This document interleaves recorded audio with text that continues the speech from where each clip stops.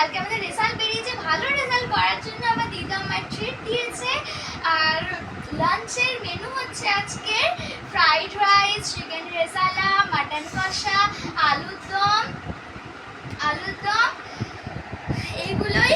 আর তার সাথে লেমনও রয়েছে। আমি এখন খেতে বসবো, তার আগে ছুরিটা আমি বেঁধে নি, দাঁড়াও।